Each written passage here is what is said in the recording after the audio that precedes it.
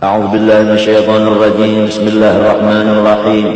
الحمد لله على نعمه المتواترة وأياديه المتكاثرة ومننه الغامرة، والصلاة والسلام على سيد أهل الدنيا والآخرة، سيدنا وحبيبنا وشفيعنا محمد وعلى آله وأصحابه الأنجم الزاهرة. أما بعد، قال الله سبحانه وتعالى وهو أصدق القائلين: أعوذ بالله من الشيطان الرجيم. بسم الله الرحمن الرحيم. إنما يريد الله ليذهب عنكم الرجس أهل البيت ويطهركم تطهيرا. وقال تعالى: قل لا أسألكم عليه أجرا إلا المودة في القربى. الآية. وقال صلى الله عليه وآله وسلم: يحشر المرء مع من أحب، أو كما قال. Alhamdulillah wa syukur, kita ucapkan puji syukur kita kehadrat Allah Subhanahu wa taala yang telah mengumpulkan kita bersama-sama di dalam majelis haul daripada salah seorang daripada awliyaillah Subhanahu wa taala, yaitu Habib Muhammad bin Habib Abdul Karim As-Samman Al-Madani Al-Hasani. Beliau ini salah satu daripada zuriat daripada junjungan kita Nabi besar Muhammad sallallahu alaihi wasallam yang disebut al-waladu juz'un minal walid. Anak itu satu suku-suku daripada orang tuanya. Faman ta'allaqa bil juz'i faqad ta'allaqa bil kulli.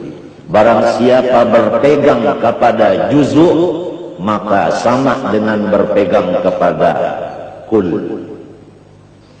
Di dalam ayat suci Al-Quran disebutkan bahwasanya Allah Subhanahu wa ta'ala menyatakan dengan kata innama, ada tuhasrin di dalam ilmu nahwu, hanya saja kehendak daripada Allah Subhanahu wa taala mensucikan semua kulawarganya Rasulullah sallallahu alaihi wasallam daripada segala kekotoran-kekotoran. Jelas di dalam ayat itu bahwa Rasulullah dan Siti Fatimah Az-Zahra dan anak cucunya sampai hari kiamat adalah ahli surga.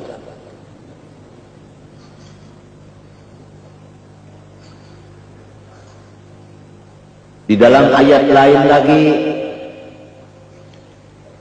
ya Muhammad, sampaikan kepada semua umatmu, aku tidak ada mengharap apa-apa imbalan dan balasan daripada kamu atas kesusahpayahan mengajar dan memimpin kamu. Hanya aku menyampaikan pesan Allah, cintailah kulawargaku. Ini pesan Allah. Di dalam hadis disebutkan yuhsyarul mar'u ma'a man ahab. Siapapun akan dikumpulkan nantinya bersama-sama orang yang dicintai oleh hatinya. Inilah yang kita harap, supaya kita mencintai anak cucunya Rasulullah SAW, yang pada hakikatnya mencintai datunya, yaitu Rasulullah SAW, yang akhirnya kita bersama-sama dengan Rasulullah SAW. Walaupun hidup kita tidak mempunyai pangkat, harakat dan martabat, walaupun kita ini hidup di dalam susah, fakir, walaupun kita hidup di dalam keadaan sakit terus-menerus, Walaupun kita hidup di dalam dihinakan oleh orang dan sebagainya, akan tetapi kalau kita mahabbah kepada orang-orang yang soleh, maka janganlah kita berduka cita. Karena kita akan berkumpul sama-sama orang itu di dalam surga.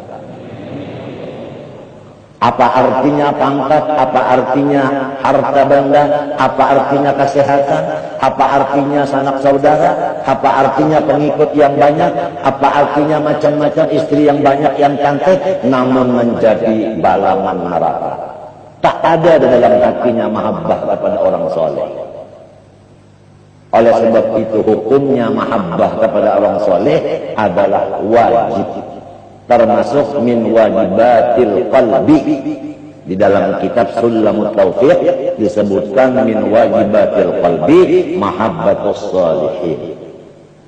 Wajib bagi tiap-tiap hati kita mencinta kepada orang soleh. Marilah kita bawa anak-anak kita mulai dari kecil mencintai orang-orang soleh, supaya nantinya mereka itu ada didikan dari kecilnya mahabbah kepada orang soleh.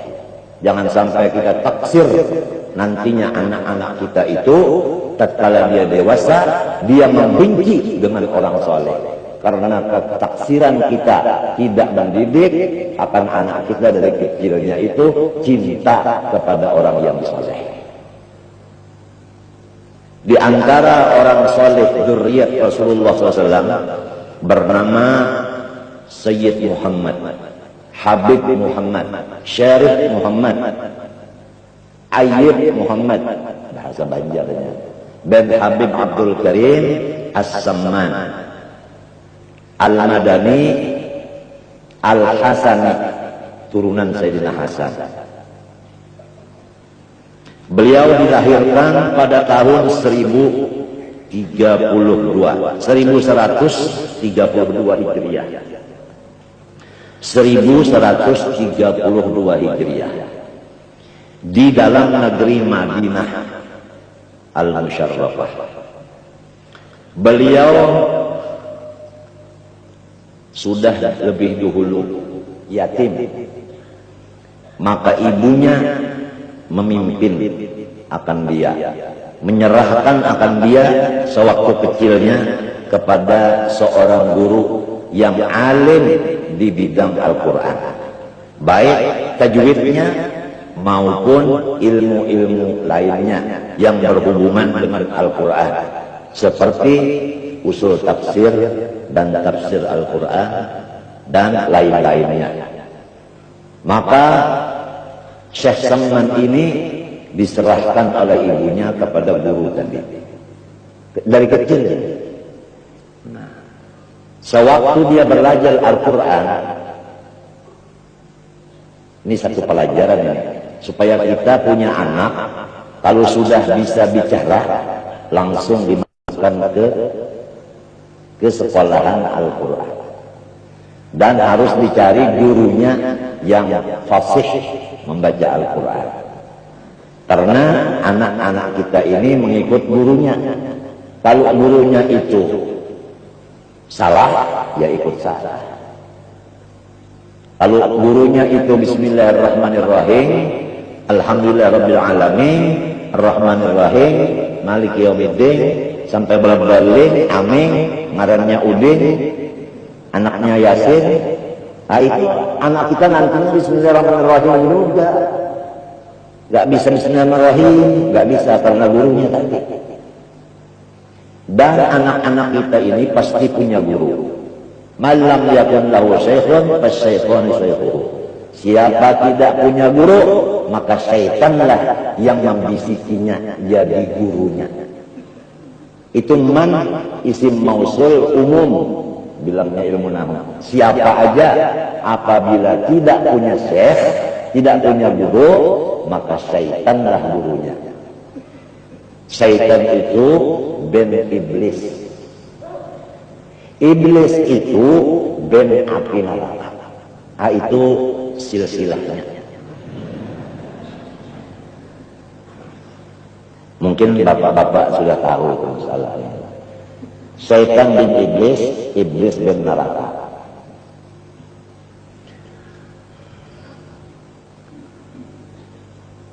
Sewaktu Syekh Saman ini belajar Al-Quran, di sini ada keganjilan, keistimewaan, keunggulan, yaitu setiap kali beliau diberi makan oleh ibunya makanan, beliau makan.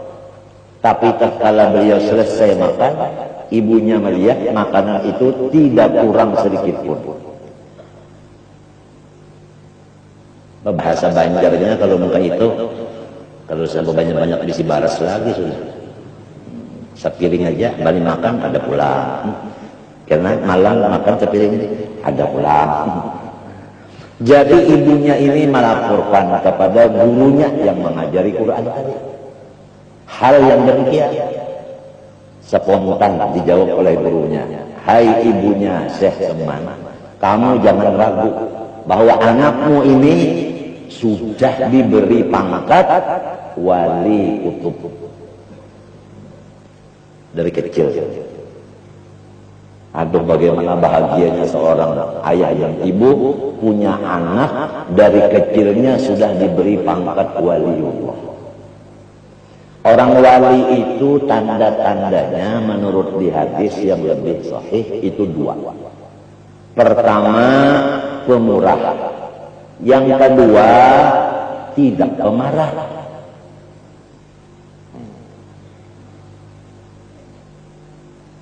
Jadi dari kecilnya beliau ini pemurah, tidak pelit, alias apik, alias engken, garis merah angkar mawi, jarak 12.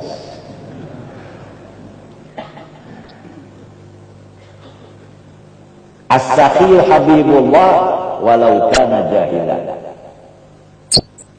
Ma jabalallahu waliyan illa bis-sakha'i wa husnil khuluq atau kama qala sallallahu alaihi wasallam. Tabiatnya wali-wali itu dua. Ini tradisinya wali-wali itu dari kecilnya ini. Yang disebut orang barat kalau tradisi dari kecil insting. Itu tabiat fitriyah namanya, bahasa Arabnya, insting. Ada Inggrisnya juga sedikit. Sebab kita ini dijajah oleh Inggris dengan bahasa. Jadi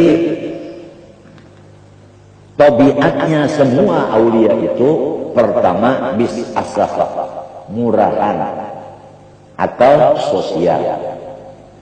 Yang kedua, wa husnul khuluq. Mengenai perangai yang baik ini Abu Hurairah ditanya orang, apa maksudnya husnul khuluq? Abu Hurairah menjawab radhiyallahu anhu, yaitu tidak pemarah.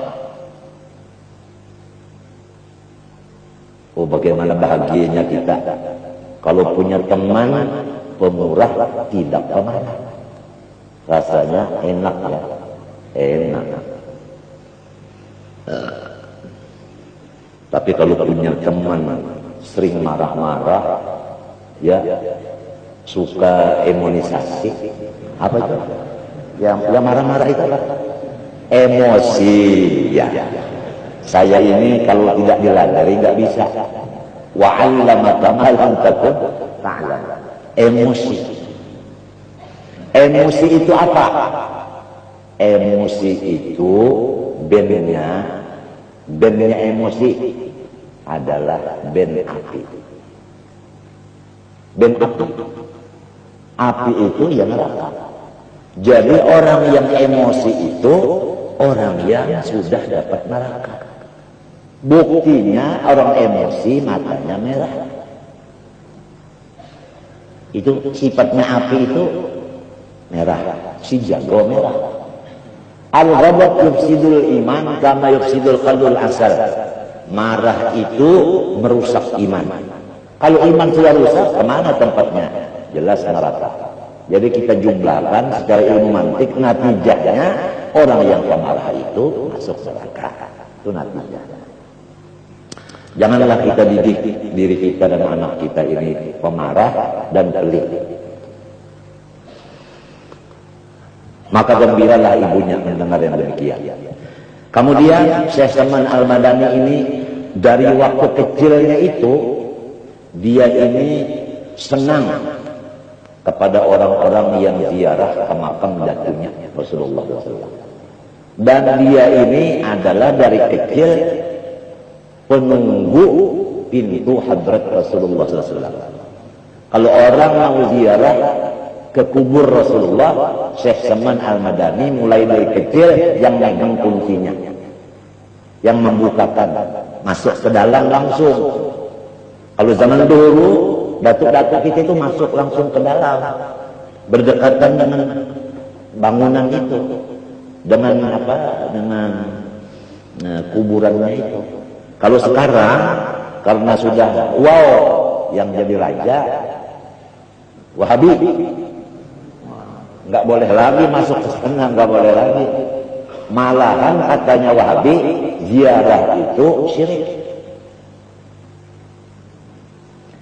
Rasulullah SAW pada satu malam tidak ada di rumah istrinya yang satu. Abu Hurairah cari, Rasulullah nggak datang-datang, ini nggak keluar-keluar. Ada apa ini? Ketok istri yang pertama, nggak ada. Yang kedua, ketiga, sampai yang kesongo, tak ada. Abu Hurairah ini selalu takut, jangan-jangan Rasulullah ini dibunuh orang. Wah, sekarang kita sudah mendengar Pak Matori Abdul Jalil mau dibunuh orang.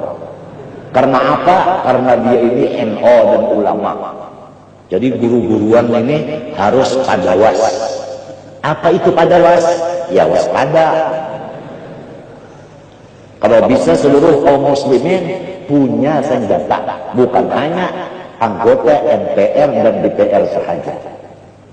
Wa'iddu lahum mastata'tum min quwwatin wa min ribatil khair turhibuna bihi aduwwallahi wa aduwwakum. Itu Al-Qur'an.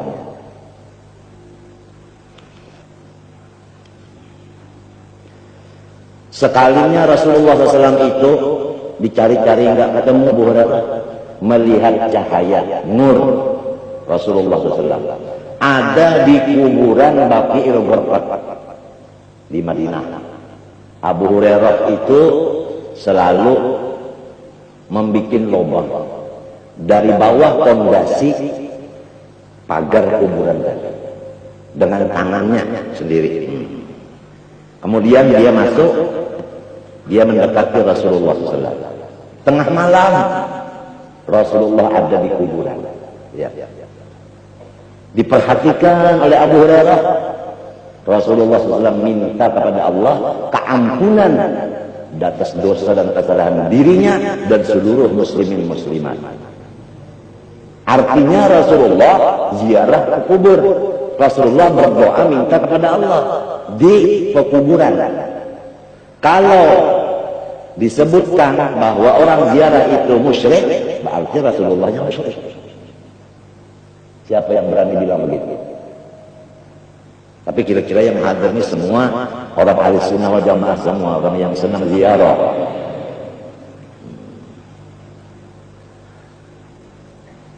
Dari kecilnya Syekh Salman ini megang kuncinya pintu hadrat Rasulullah SAW. Dan apabila orang yang mau ziarah ke kubur Rasulullah itu ternyata orang itu masih di dalam thalabatul ilmi, artinya masih di dalam belajar. Apalagi orang yang mau ziarah itu seorang guru yang sudah mengajar. Apalagi yang ziarah itu seorang yang soleh, orang yang punya karamat wali. Maka yang tiga golongan ini dipersilahkan oleh Syekh Salman mulai kecilnya lebih dulu naik ke rumahnya, diberi makan dan minum. Selesai makan minum baru dibawa ziarah ke makam Rasulullah SAW. Dan diperkenalkan oleh Syekh Salman kepada Rasulullah orang yang ziarah ini namanya satu persatu. Misalnya ada nama Muhammad. Ya Rasulullah, ini Muhammad ziarah ke kuburmu. Nah ini si A, ini si B, gitu begitu. Sebagaimana zaman tahun 70-an itu, begitu muzawir membawa jamaahnya ziarah, diperkenalkan yang dibawanya ini kepada yang diziarahi. Satu persatu namanya. Karena orang-orang yang soleh itu dalam kuburnya tetap hidup. Bal ahya'un 'inda rabbihim yurzaqun. Hidup.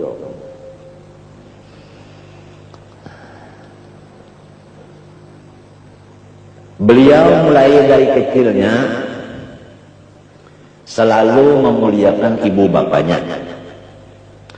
Dan beliau terhadap orang-orang ulama dan orang-orang yang menuntut ilmu dan orang yang soleh selama berada di kota Madinah, maka Syekh Saman inilah yang menjadi khadam bagi semua tamu itu.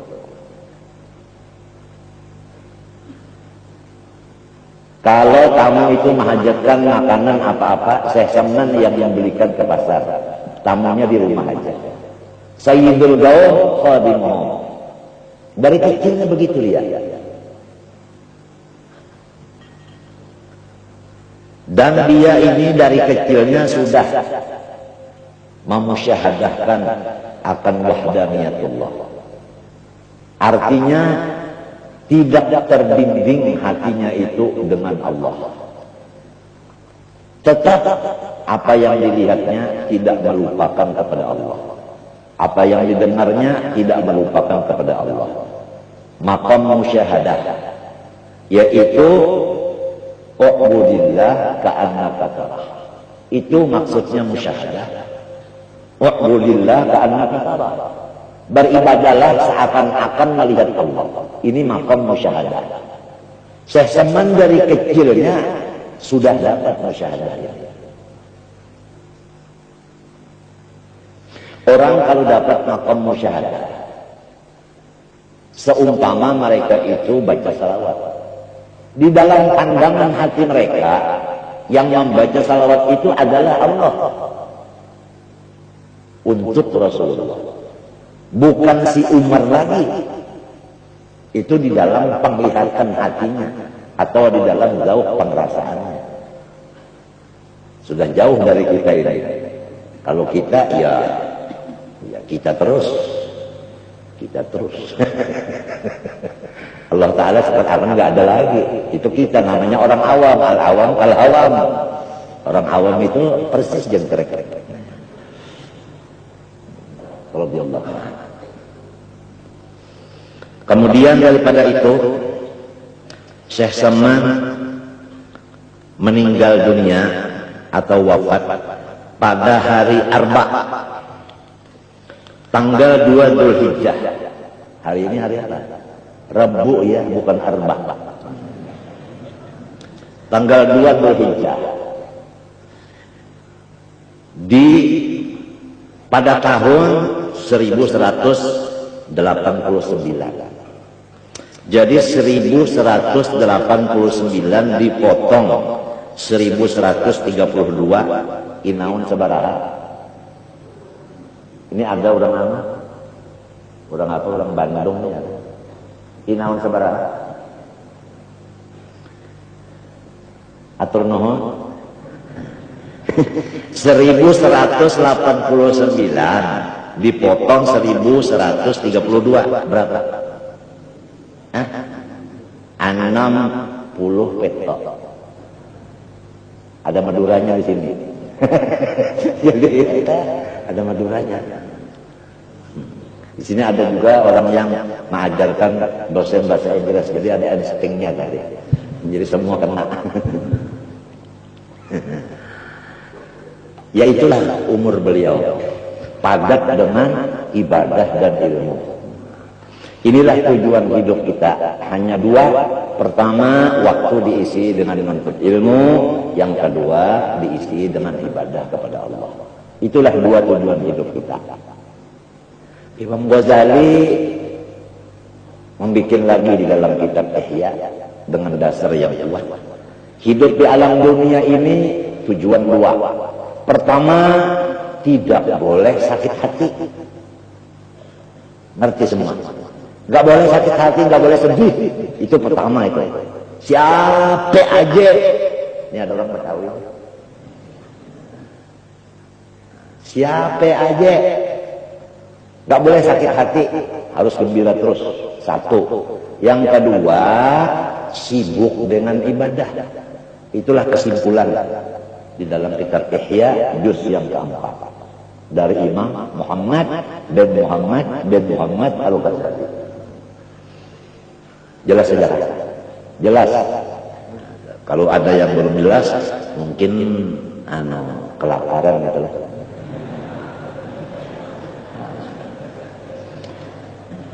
Jadi jangan ada yang sakit hati lagi, jangan.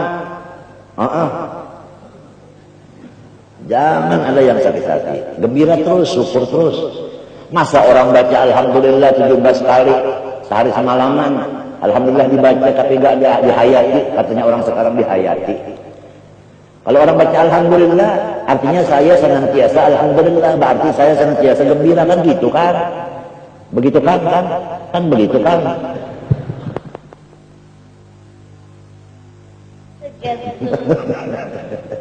Gembira terus. Yang kedua, sibuk dengan ibadah. Sama ada ibadah tafakkur, sama ada dalam ibadah nazar, sama dengan ibadah mutalaah dan lain-lain. Pokoknya ibadah. Ibadah itu dua aja, wajib sunat, sunat wajib. Sunat ya, sunat. Bukan bersunat, bukan. Kalau bersunat, sampai 3 kali bersunat habis.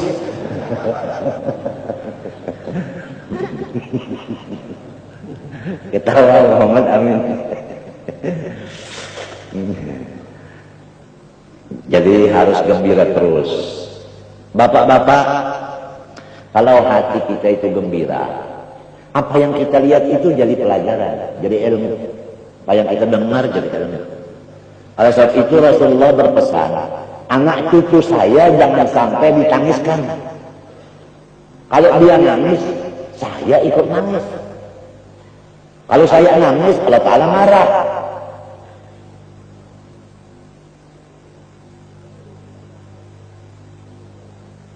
Nah ini, ya mudah-mudahan nih Muhammad Amin nih dengan adiknya Ahmad Hafi itu jangan ada yang menangiskan. Kalau ada yang menangiskan, nangis. Kalau dia nangis, otaknya itu begini, tertutup. Jadi tidak masuk pelajaran. Setengah mati diajari kalau mau paham. Ujar orang Banjar Pak Baba. Nah itu. Saya kulus sufaha. Dia jawab apa? Saya kulus sutaha. Sutaha. Bilangnya gurunya sutaha itu mertua saya.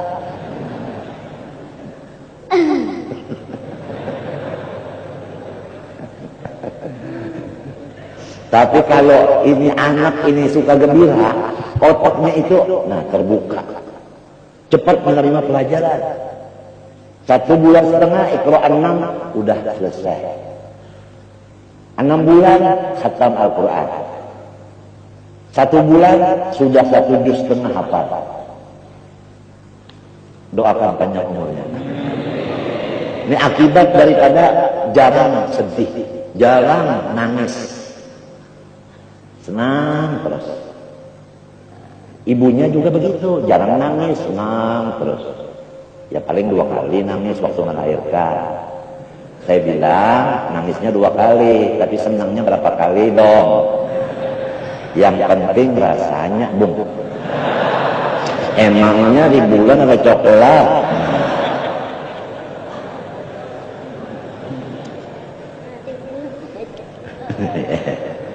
Gak boleh sakit hati, gak boleh ya. Gak boleh, itu sampaikan kepada anak istri.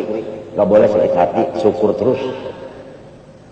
Kalau balak musibah banyak gimana? Nah begini jawabnya. Balak dan musibah kalau menimpa kepada nabi dan wali, itu adalah raf'ud darajat.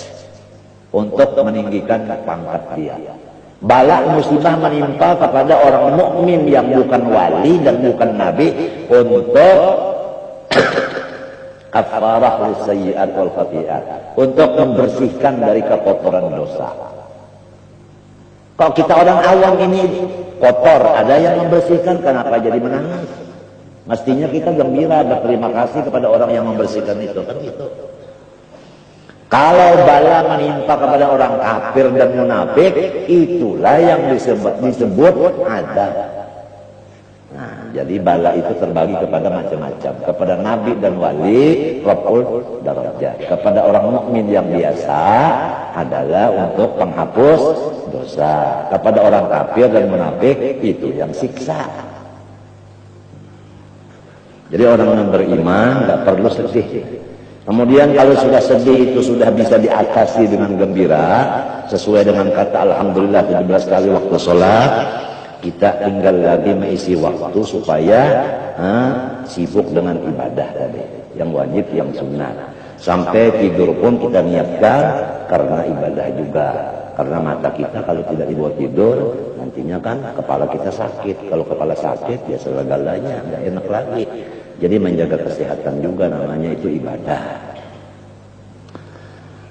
Terakhir, Syekh Saman Al-Madani ini kuburannya di Baqi'il Gharqad berdampingan dengan kubur segala istri Rasulullah sallallahu alaihi wasallam.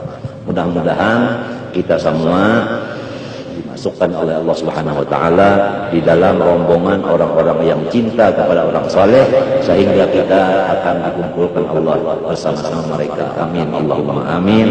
Dan kita mengambil tabarruk yaitu membaca qasidah yang berhubungan dengan puji-pujian terhadap Syekh Saman.